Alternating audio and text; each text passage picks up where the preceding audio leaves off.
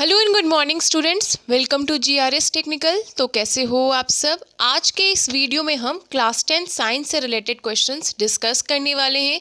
तो आज के इस वीडियो को बिल्कुल लास्ट तक देखिएगा। वीडियो अच्छी लगती है तो इस वीडियो को लाइक ज़रूर करिएगा। साथ ही साथ अगर आप हमारे चैनल पर नए हैं तो चैनल को सब्सक्राइब करके बेल आइकन ज़रूर बजा लीजिएगा।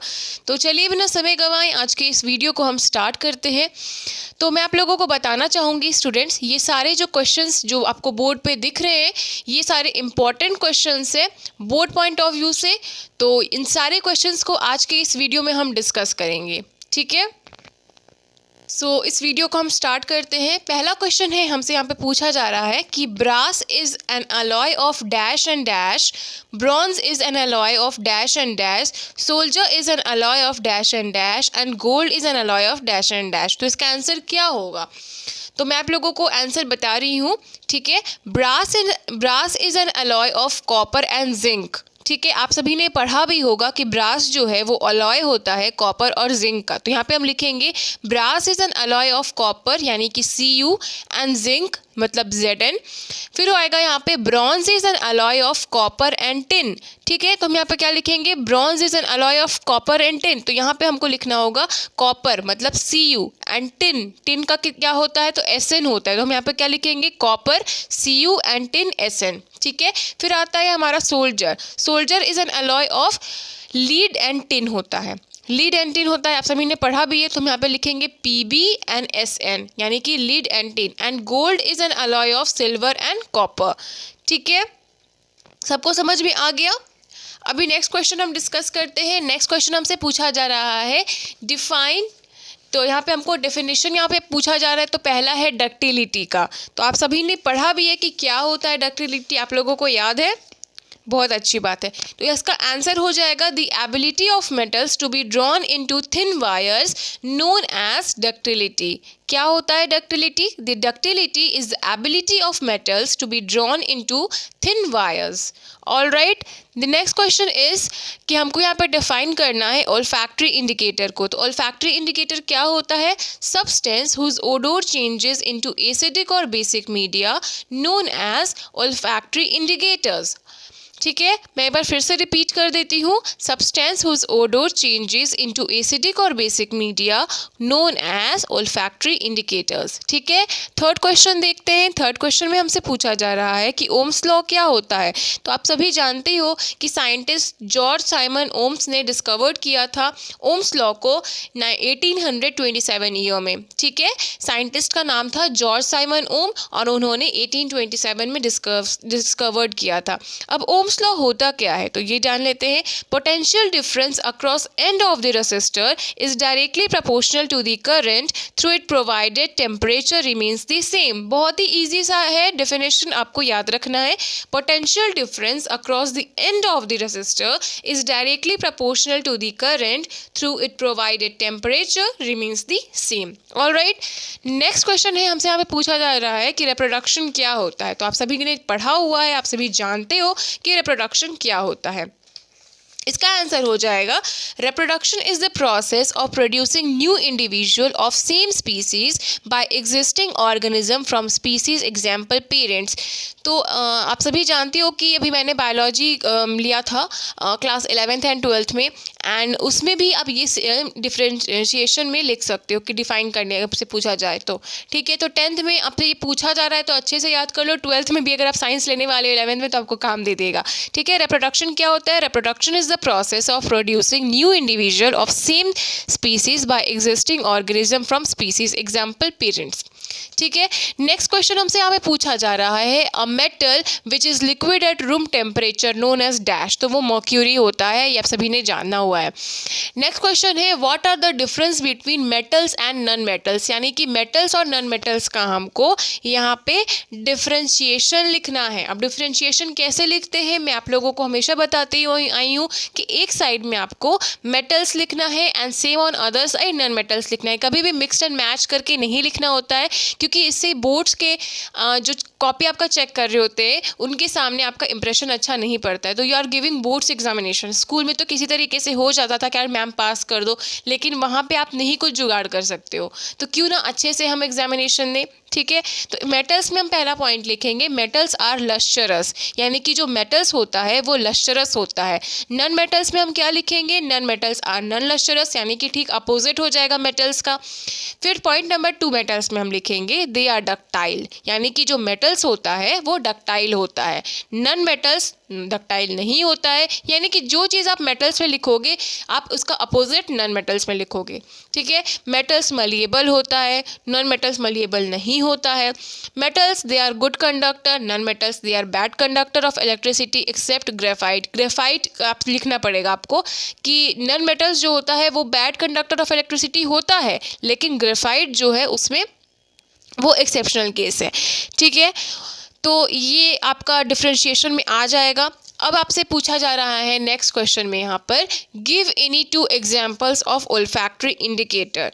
तो अभी मैंने आप लोगों को बताया कि ओल्फैक्टरी इंडिकेटर क्या होता है, substances whose odour changes into acidic और basic media known as olfactory indicator. तो यहाँ पे एग्जाम्पल में आप लिख सकते हो वैनिला लिख सकते हो, क्लोव्स लिख सकते हो, अनियन लिख सकते हो।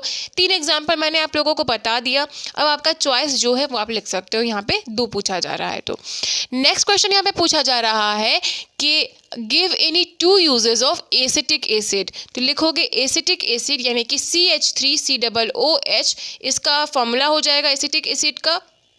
ठीक है, और यूजेस में लिख सकते हो कि ये डिश को सौर बनाने के काम आ जाता है। फिर एसिटिक एसिड जो है वो काम आता है, क्या क्या काम आता है वो अपने एनसीईआरटी में सब पढ़ा हुआ है। ठीक है, अभी हम यहाँ पे एक और क्वेश्चन देखेंगे, give any 2 uses of washing soda. तो यानी कि वॉशिंग सोडा का हमको यहाँ पे 2 यूजेस बताना है। तो हम लिखेंगे वॉशिंग सोडा और Na2CO3 10H2O। वॉशिंग सोडा का फॉर्मूला क्या होता है, तो Na2CO3 10H2O होता है।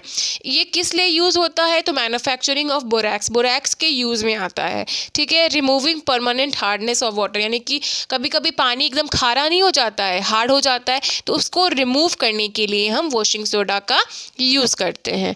ठीक है, नेक्स्ट क्वेश्चन देखते हैं। नेक्स्ट क्वेश्चन पूछा जा रहा है कि व्हाट इज रिफ्लेक्स एक्शन। ये बायोलॉजी से आपसे क्वेश्चन पूछा जा रहा है, तो आप लिखोगे रिफ्लेक्स एक्शन इज सडन और quick action in response to stimulus, it doesn't involve thinking and control by spinal cord. यानी कि कभी भी आप ऐसे एग्जांपल के तौर पे समझ जाओ, कभी भी आप कुछ काम कर रहे हो, आयरन कर रहे हो, एंड सडनली आयरन का जो हीट है आपके हाथों में लगते, तो क्या आप सोचते हो क्या मुझे गर्म लग रहा है, 10 मिनट तक हटाते हैं, हटाएं, ऐसा सोचते तो नहीं, तुरंत क्विकली काम करते हो। जब भी आप लोग ये तुरंत क्विकली काम कर रहे हो तो आपका ब्रेन काम कर रहा है, और उस एक्शन को ही हम रिफ्लेक्स एक्शन बोलते हैं। तो यहाँ पे हम लिखेंगे रिफ्लेक्स एक्शन इज सडन और quick action in response to the stimulus, it doesn't involve thinking and control by spinal cord. For example, by touching any hot substance use quick put over hand from there, लिखेंगे हम। तो अब हमारा next question बचता है, draw a well label diagram of female reproductive part human. तो ये जो डायग्राम जो है वो आपके एनसीईआरटी में दिया हुआ है, बट मैंने आप लोगों को एक अच्छे से बता दिया है वीडियो बना करके कि आप कैसे फीमेल रिप्रोडक्टिव पार्ट बना सकते हो एंड उसको लेबलिंग कैसे करना है। तो उसके लिए मैंने सेपरेट वीडियो बना दिया है। अगर आप चाहोगे कि इसका लिंक जो है मैं आप लोगों को प्रोवाइड कर दूँ, तो मैं आप लोगों को इसका जो लिंक है वो डिस्क्रिप्शन बॉक्स से प्रोवाइड कर दूँगी। तो ये उस वीडियो में मैंने बहुत ही अच्छे से बताया है, जिससे कि आप इजीली समझ पाओगे। Look down the next question. तो our next question is what is the vegetative propagation method. Alright, तो यहाँ पे हम लिखेंगे in vegetative propagation method new plants are obtained from the parts of old plants like stems, roots and leaves without help of any reproductive organ. Alright, यही लिखेंगे हम, लिखेंगे in vegetative propagation method. ये वेजिटेटिव प्रोपोगेशन इंपॉर्टेंट है, सुन लो, 12th में भी आप लोगों को ये क्वेश्चन आएगा। इन वेजिटेटिव प्रोपोगेशन मेथड में जो नए प्लांट्स होते हैं वो ओल्ड प्लांट्स, पुराने जो प्लांट होते हैं उनके स्टेम से, रूट से, लीफ से निकलते हैं without help of any reproductive organs. Now the next question is कि define puberty and list the changes observed in girls at the time of puberty। यानी कि puberty क्या होता है and क्या क्या changes girls में देखने को आपको मिलते हैं। तो आपको यहाँ पे लिखना पड़ेगा, आई होप कि आप लोगों को क्वेश्चन अभी अच्छे से दिख रहा होगा। तो यहाँ पे आप लिखोगे the period when the rate of general both growth begins to slow down and reproductive tissue begins to mature known as puberty. Puberty क्या होता है? एक ऐसा पीरियड होता है जिसमें कि हमारा जो रिप्रोडक्टिव टिश्यू है वो मैच्योर होने लगता है और उसी को हम लोग प्यूबर्टी बोलते हैं।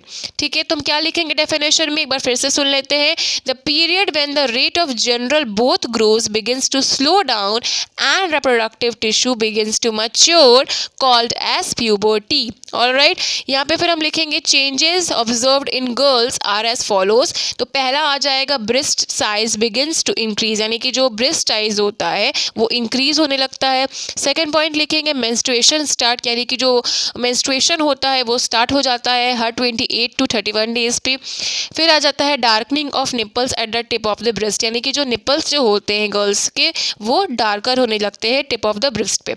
नेक्स्ट क्वेश्चन हमसे यहाँ पे पूछा जा रहा है, write the full form of AIDS, HIV and DNA। All right, तो यहाँ पे एड्स का फुल फॉर्म आ जाएगा acquired immunodeficiency syndromes which is also known as AIDS. ठीक है, नेक्स्ट आ जाएगा आपका यहाँ पे आपसे पूछा जा रहा है DNA। तो यहाँ पे हम लिखोगे DNA में डिओक्सराइबो न्यूक्लिक एसिड, और RNA का क्या होता है? RNA का होता है राइबो न्यूक्लिक एसिड, DNA का होता है डिओक्सराइबो न्यूक्लिक एसिड। कन्फ्यूजन नहीं है अभी? ठीक है, वेरी गुड। अब हमसे यहाँ पे पूछा जा रहा है HIV के बारे में। तो HIV का हो जाएगा ह्यूमैनो इम्यूनो डिफिशियंसी वायरस। क्या होगा? Human immunodeficiency virus. Alright, so students, आज के इस वीडियो में हम लोगों ने बहुत सारे क्वेश्चंस डिस्कस किए हैं जो कि बोर्ड्स पॉइंट ऑफ व्यू से बहुत ही इंपॉर्टेंट थे। एंड आई होप कि आपको आज का ये वीडियो अच्छा लगा होगा। And if you like this video please subscribe करिएगा हमारे चैनल को, सो डैट जब इसका पार्ट 3 आए तो आपको तुरंत नोटिफिकेशन मिले, क्योंकि उस वीडियो में हम और भी ज़्यादा इंपॉर्टेंट क्वेश्चंस डिस्कस करेंगे बोर्ड्स पॉइंट ऑफ व्यू से। So thank you so much for watching this video, और इस वीडियो को लाइक ज़रूर करिएगा। जय हिंद, वंदे मातरम।